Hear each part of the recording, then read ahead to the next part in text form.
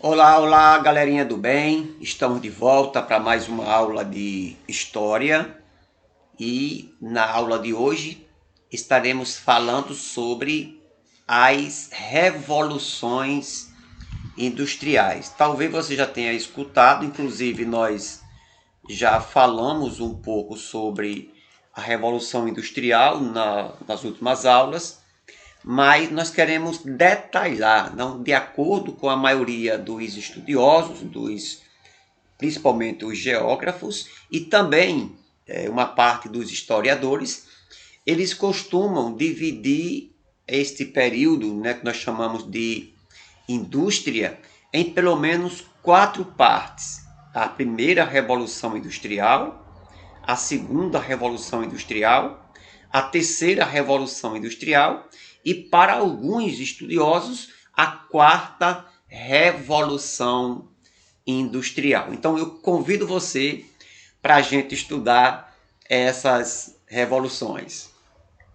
Então a primeira revolução industrial, ela aconteceu, você já sabe muito bem disto, aconteceu na Inglaterra no final do século XVIII e o início do século XIX. Foi um período de grandes transformações técnicas, sociais e econômicas, tá certo? Então o pioneirismo foi da Inglaterra, como eu já havia dito, pegando aí, né, a ideia do ciclo hidráulico na produção têxtil, que no caso aí é a produção de tecidos, né, e também a parte da siderúrgica, o que nós chamamos de ciclo do carvão, e a ideia também que naquele período já surgiram as máquinas a vapor, tá certo?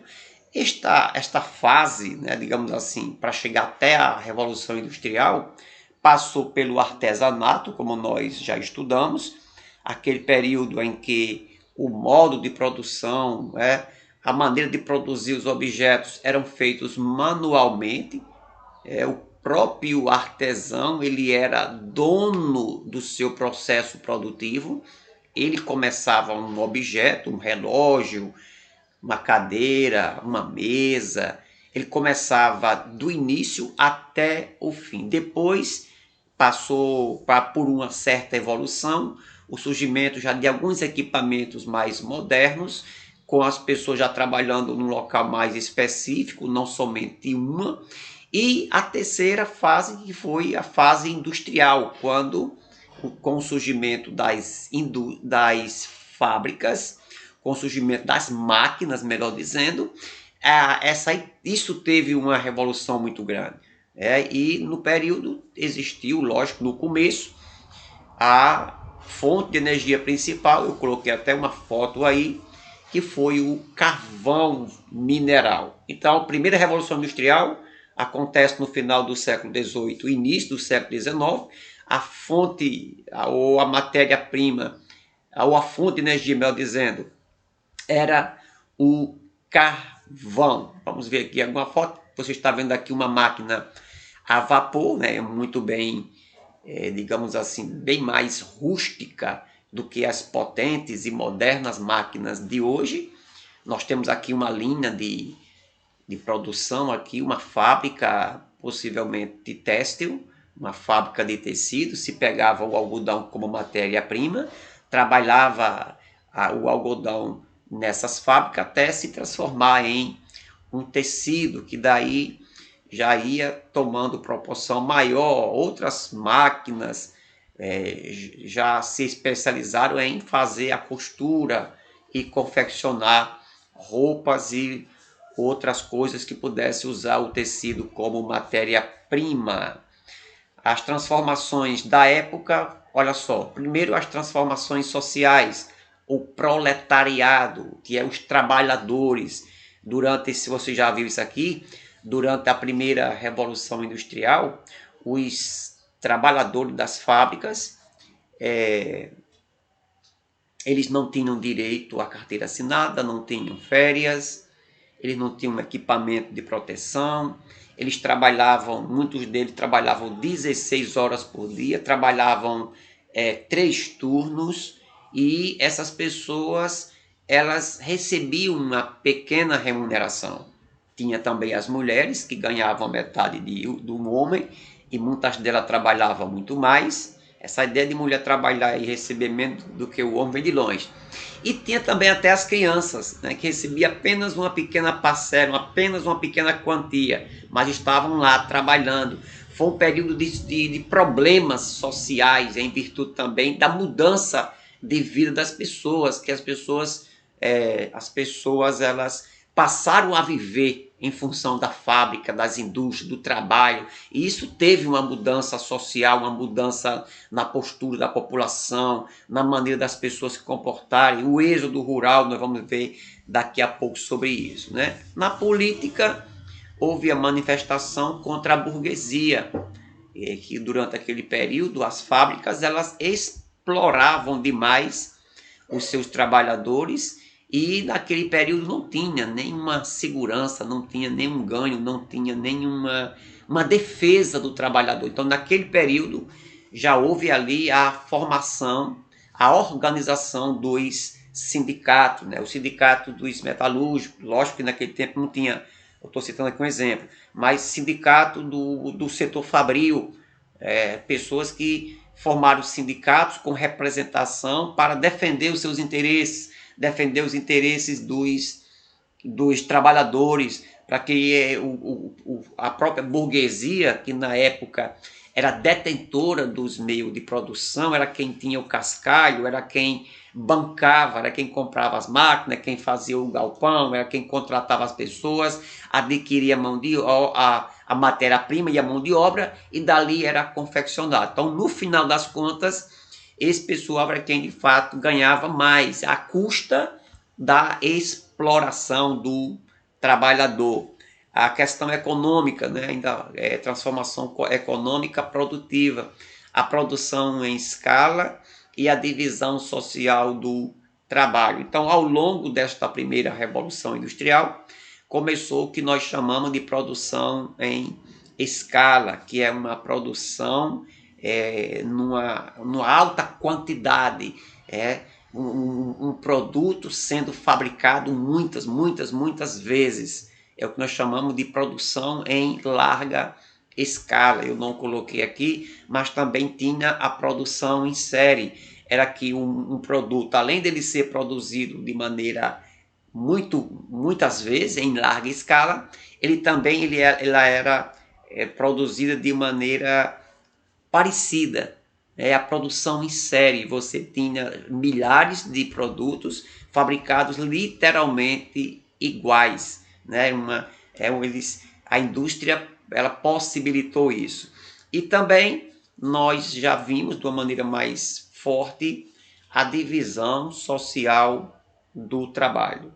A divisão social do trabalho, que a gente não via isso no artesanato. O artesão ele era dono do seu projeto, digamos assim. Na Revolução Industrial, com as máquinas, aconteceu a divisão do trabalho.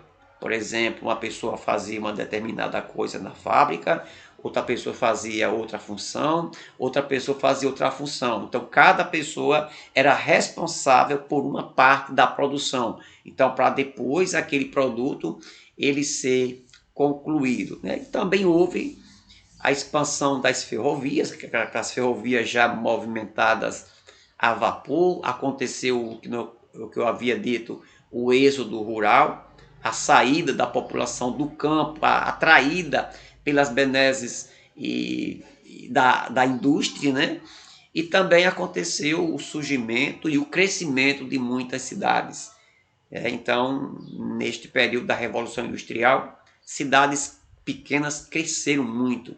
E nesse mesmo momento também veio acontecer alguns problemas. As cidades, muitas delas cresceram rapidamente e não se estruturaram para receber esse contingente populacional. Então faltava muitas vezes escola, faltava hospitais, faltava moradia.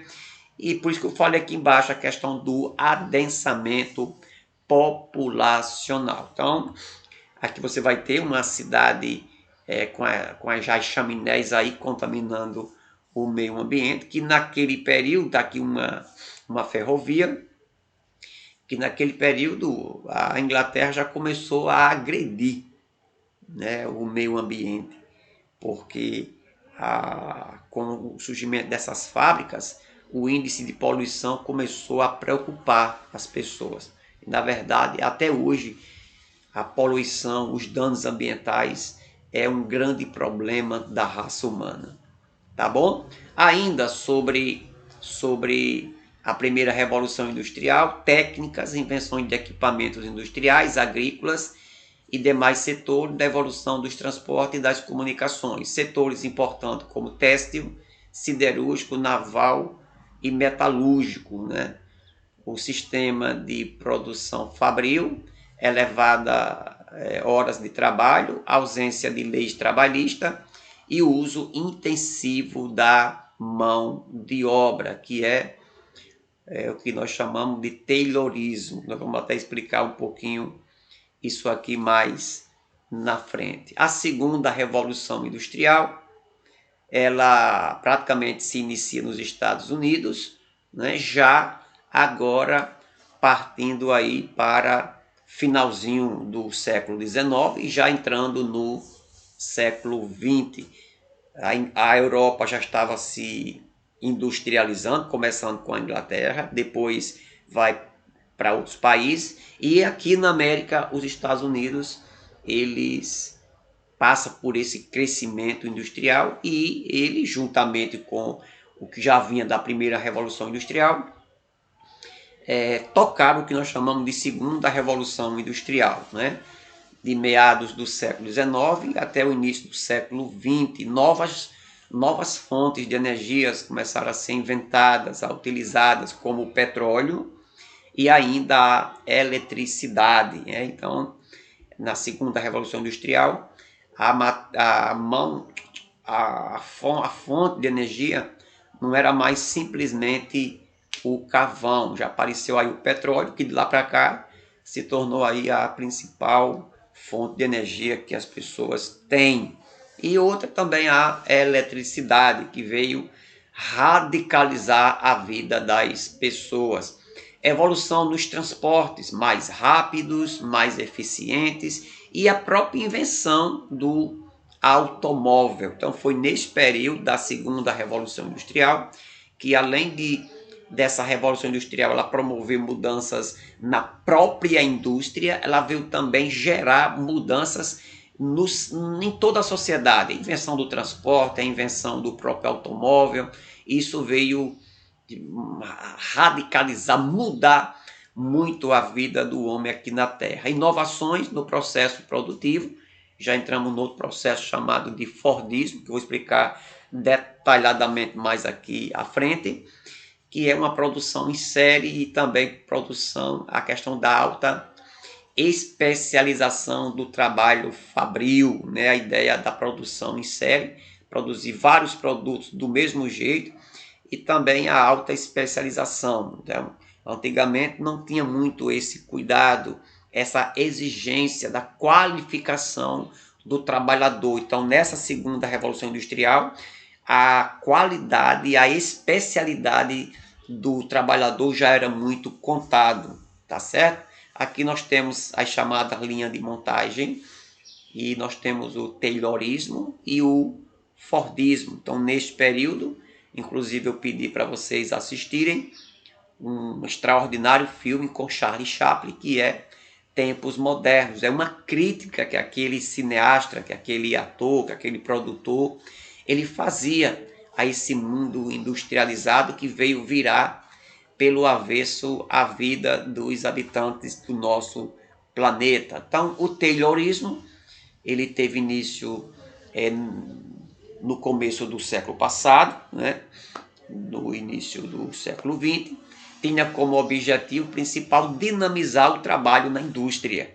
O criador desse sistema produtivo foi Frederick Taylor, que acreditava na especialização das tarefas, ou seja, o trabalhador desenvolvia uma única atividade. Por exemplo, se alguém que colocava os faróis nos automóveis, na indústria automobilística, faria apenas isso o dia todo sem conhecer os procedimentos das outras etapas da produção, além de monitorar o tempo gasto para a realização de tarefas e premiação daqueles que tivessem um grande rendimento em seu trabalho. Então, foi um sistema para melhorar a linha de produção, para melhorar até mesmo a quantidade de tempo que o produto era produzido. Vamos dizer que o camarada estava produzindo um carro, uma pessoa ela passava a vida toda só lidando com a montagem do farol, outra pessoa ficava lidando com a montagem do motor, outra pessoa com a parte elétrica. Então, ao longo da vida da pessoa, ela só sabia fazer aquilo. Ela não era detentora do conhecimento de todo o processo produtivo. Cada pessoa ficava fazendo parte de uma etapa, né? Não vou nem dizer uma etapa, mas de uma parte daquele objeto. Não deixa de ser, logicamente, um detentor de uma etapa. O Fordismo, que também era uma outra linha de montagem, poderíamos dizer assim, ou uma modalidade de montagem, foi criada a partir do Taylorismo, surgiu de uma que já existia. O seu mentor foi Henry Ford, olha só de onde é que vem a marca Ford. Na década de 20, sua ideia foi elaborar em sua própria indústria de automóvel, a Ford, baseada na especialização da função e na instalação de esteiras sem fim de linha de montagem. À medida que o produto se deslocava naquela esteira, né, o trabalhador desenvolvia sua função. Isso visava diminuir o tempo gasto no trabalho, aumentar a produtividade e diminuir o custo de produção, principalmente realizar a produção em massa para o consumo ocorrer no mesmo passo. Então, aqui você já vai ter alguma diferença do Taylorismo. No Fordismo existia uma esteira, que hoje em dia é muito conhecida ainda em algumas empresas. Você tem uma esteira que está rolando, o produto ele vai passando e as pessoas ficam ali. Que nem no filme Tempos Modernos, né? A pessoa fica ali só batendo o martelinho, vê um produto, ele bate o martelo, vê um produto, bate o martelo. Aí o outro já pega um parafuso, já torce o parafuso. No outro ele já faz um movimento. Então, várias pessoas produzindo o mesmo produto através de uma espécie de esteira. E outra questão já é mais a ideia da especialização, o conhecimento da função onde a pessoa está trabalhando, tá certo? E teve também, isso aqui já é japonês, o Toyotismo, né? O Toyotismo é um sistema de produção criado no Japão, que tinha em sua base, a tecnologia da informática e da robótica, que já são coisas mais, já para encostando aqui já no século XXI, né? Já a partir da década de 70. E primeiramente foi utilizado na fábrica Toyota. Inclusive a Toyota hoje é uma das maiores marcas multinacionais na área de automóveis, né? Nesta única tarefa, nesta modalidade de produção, o trabalhador ele não ficava limitado a uma tarefa. O operário desenvolvia diversas atividades na produção. Outra criação desse sistema é o Just in Time, que significa tempo exato. É produzir a partir de um tempo já estipulado com a intenção de regular os estoques e a matéria-prima. O toyotismo ele é baseado muitas vezes na encomenda de um produto, né? Aquele produto que você vai fazendo, vai estocando nos galpões. É aquele tipo já de produção industrial onde é feito por encomenda, é feito contando com a alta especialização dos trabalhadores, a sofisticação das máquinas.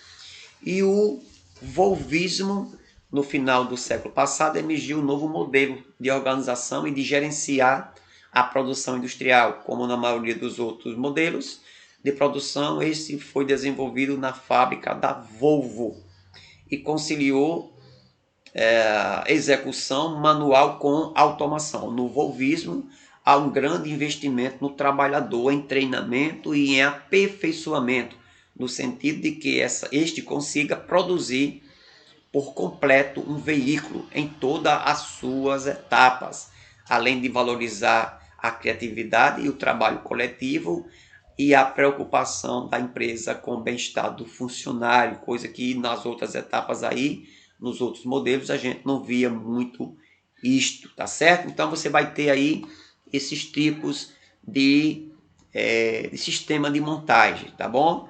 Vamos para frente, aqui você vai ter uma máquina e ainda dentro desta segunda revolução industrial, aumento da produtividade e dos salários, redução da jornada de trabalho e também a ideia da linha de montagem. Então, já na segunda revolução industrial, com o trabalho forte, né, dos sindicatos, o reconhecimento das leis trabalhistas, as coisas começaram a melhorar. Não esquecendo, né, você que é mulher, que o Dia Internacional da Mulher surgiu justamente por uma briga, por uma luta das mulheres para ter o direito de trabalhar igual a um homem e receber o mesmo valor, ter os direitos, e aí muitas delas, você já sabe da história, foram mortas, inclusive por um dono de uma fábrica. Houve também a questão da separação entre o trabalho intelectual e o trabalho braçal, que é a ideia do trabalho da alienação do trabalhador.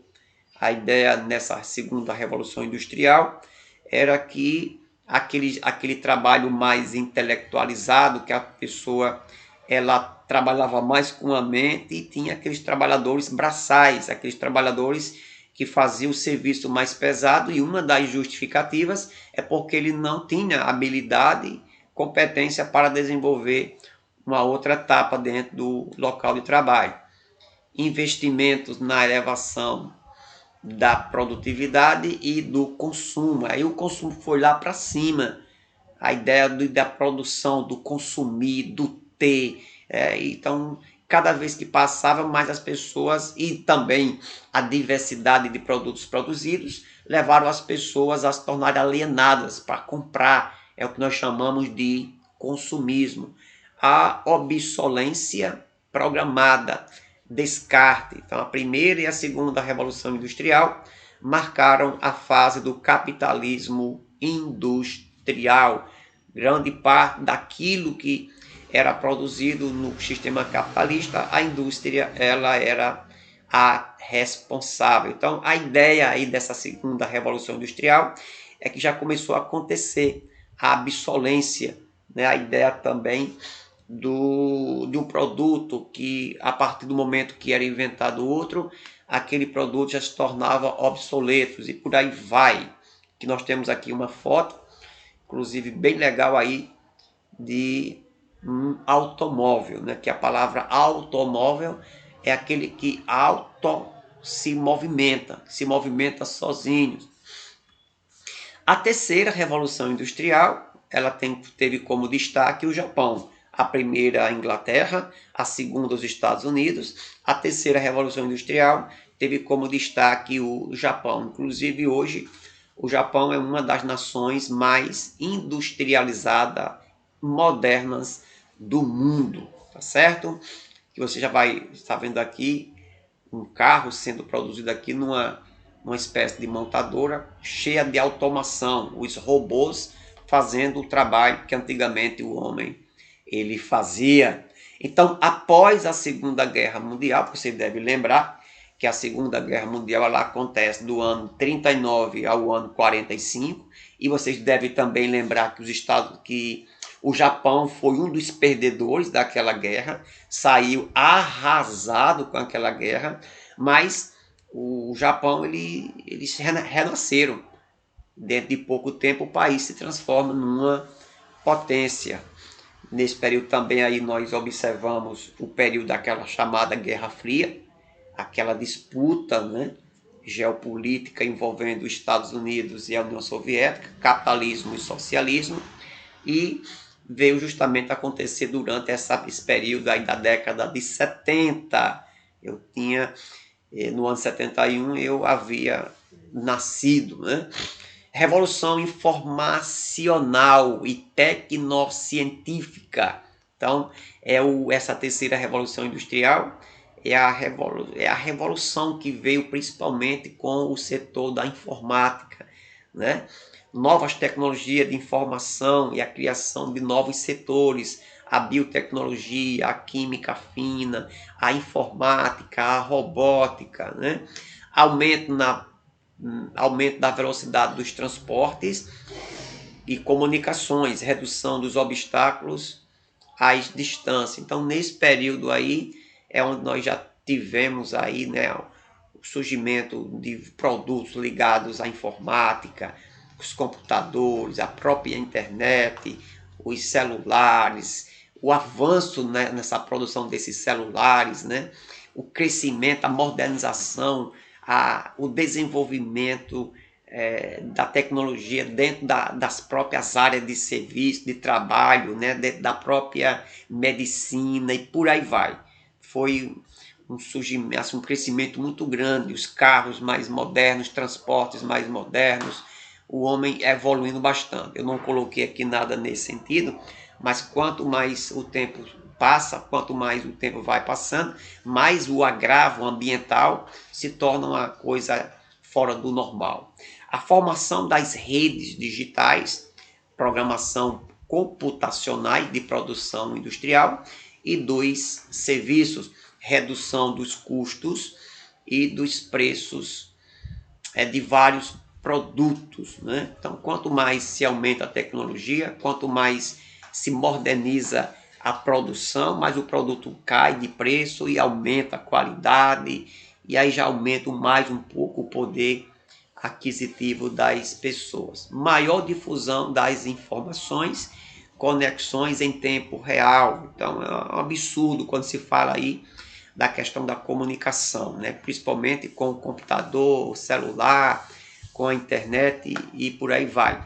Aumento das possibilidades de localização do capital financeiro e o produtivo, é o que nós chamamos de capital flexível. Então, neste período aí, a ideia de um grande empresário, ele ganhar muito dinheiro e esse dinheiro ele ser investido, ser emprestado, ser dinamizado, né? Então já foi característica aí já da terceira revolução industrial.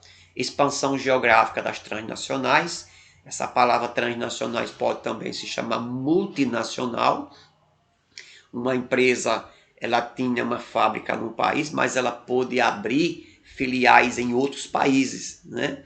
A produção industrial do Fordismo após e o pós-Fordismo, o Toyotismo e o sistema flexível, a produção vinculada à demanda, que já foi essa questão, mais essa produção flexível, que não é uma produção solta, não é uma produção em larga escala por acontecer, já é aquele sistema de produção, digamos assim, individualizado, muitas vezes sabendo onde é que vai vender, por quanto vender, muitos produtos já encomendados. É naquele período que a gente vai encontrar o just in time, que é o estoque zero, né? A questão do tempo certo, não perder tempo, não perder produto, não perder trabalho, trabalhar em cima da demanda, né?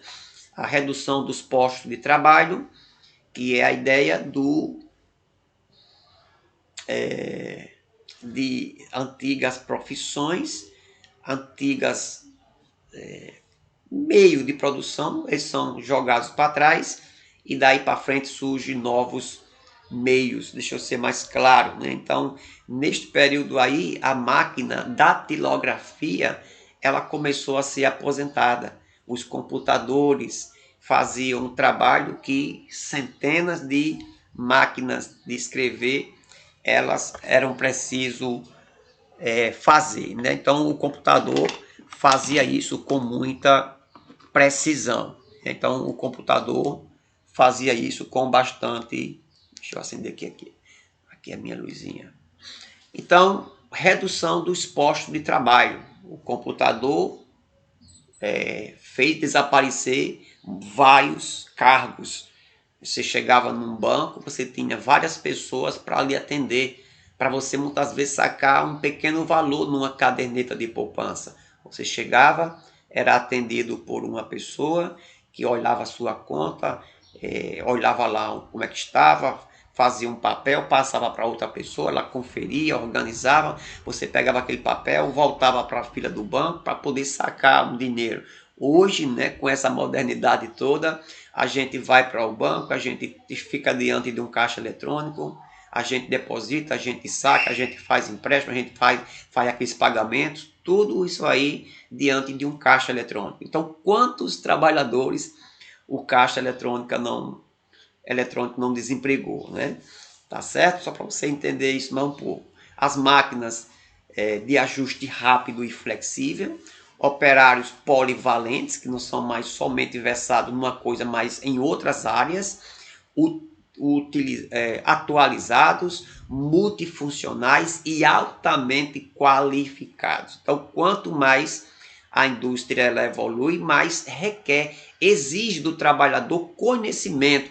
Imagina só, você está trabalhando numa linha de montagem de um transporte, você precisa acessar o computador, ler alguns programas de produção, você tem que ter conhecimento de informática, você tem que ter conhecimento de alguns programas para você operar. Então não é aquele negócio do cara sair de casa com um machado nas costas ou uma chave no bolso e ali chegar começar a arrochar um parafuso. É coisas que vai mudando. Então é por isso que hoje em dia nem todo mundo é apto para assumir uma determinada função numa empresa. Por exemplo, será que todo mundo hoje ele está habilitado na produção de um avião para mexer com aquelas peças, com aquelas engenhocas todas?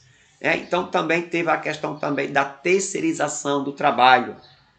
O que é isso, pastor? Vamos colocar aqui como exemplo esse notebook, da qual eu estou aqui usando para gravar essa aula de vocês. Hoje um notebook desse, ele não é produzido somente por uma fábrica, por uma empresa. Então várias empresas produzem esse notebook. Uma empresa produz o mouse, outra empresa produz a parte da placa-mãe, outra empresa produz a parte da tela, outra empresa já vai produzir a parte, sei lá, de programas, para depois juntar essas várias etapas da produção em locais diferentes, se juntar e o produto ser, digamos assim, montado e construído de uma vez por todas. Então era como se hoje um produto, um carro, um computador, uma televisão, eles tivessem mais de uma nacionalidade, né?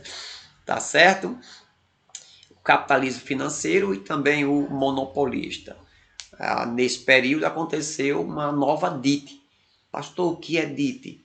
Divisão Internacional do Trabalho. Então, quanto mais se evolui, mais as coisas vai se dinamizando, né? Então, a DIT clássica, que acontecia nos países desenvolvidos, os produtos, os países mais pobres, eles vendem matérias-primas para os países mais ricos, que pegam aquela matéria-prima, transforma no produto e vende para os países, né?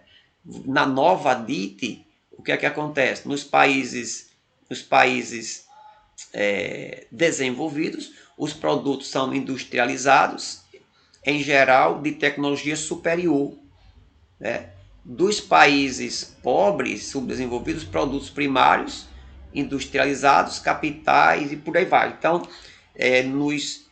nos países mais subdesenvolvidos, eles ou vendem uma matéria-prima ou vendem um produto que usa uma baixa tecnologia.